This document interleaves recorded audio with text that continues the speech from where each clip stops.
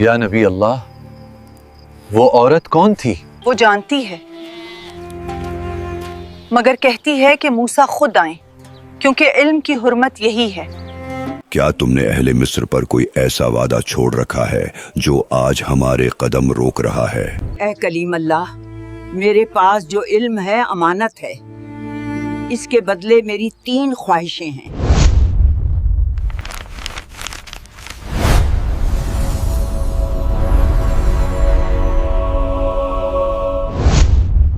جب ریگستان کی دوپہر اپنا سنہرا آنچل پھیلا دیتی ہے اور راہوں پر چلنے والوں کے قدموں کی دھول صدیوں کی کہانیوں کا پیراہن اوڑھ لیتی ہے، تب کبھی کبھی تقدیر انسان کو ایسے موڑ پر لے آتی ہے جہاں اس کی خواہش ہی اس کی ہمت کا راز کھول دیتی ہے۔ ایسا ہی ایک لمحہ اس وقت آیا جب پیغمبر اسلام صلی اللہ علیہ وسلم سفر کی تھکن، دھوپ اور ہوا کے لمس میں لپٹے ایک گمنام خیمے کے دروازے پر مہمان ہوئے۔ میزبان نے وہی کچھ پیش کیا جو اس کے پاس تھا، مگر ایسی تپاک سے کہ اس کی جھونپڑی گویا ستاروں کی محفل بن گئی ہو۔ جب رخصتی کا وقت آیا تو رحمت عالم صلی اللہ علیہ وسلم نے فرمایا، اگر تم کوئی خواہش رکھتے ہو تو کہو، ہم تمہارے لیے دعا کریں گے۔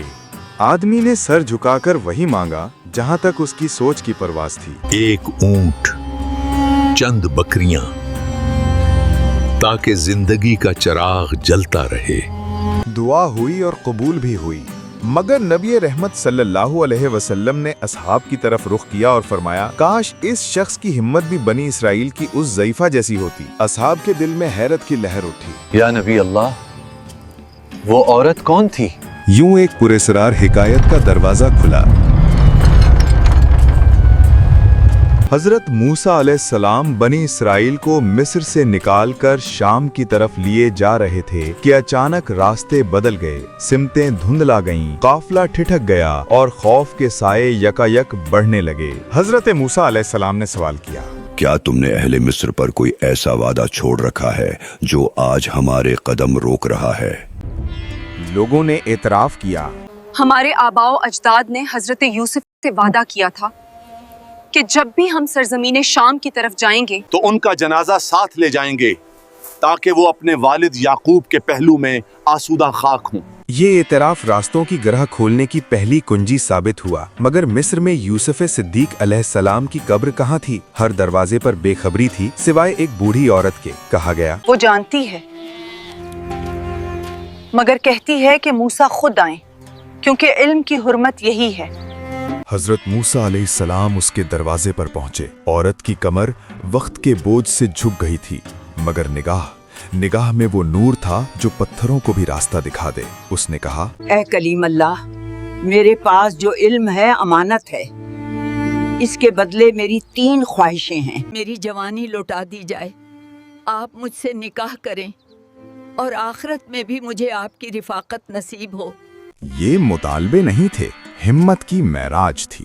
وہ دنیا بھی چاہتی تھی، آخرت بھی، اور دونوں موسیٰ علیہ السلام کی دعا کے سائے میں۔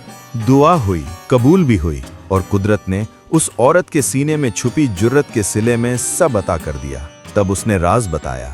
جب مصری قبائل یوسف علیہ السلام کی قبر پر متفق نہ ہو سکے تو انہوں نے ان کے جسم اطہر کو بلور کے تابوت میں رکھ کر دریائے مصر کے حوالے کر دیا تاکہ ہر قبیلہ ان کے فیض سے برابر حصہ پائے۔ اس تابوت کی نشاندہی اسی عورت نے کی۔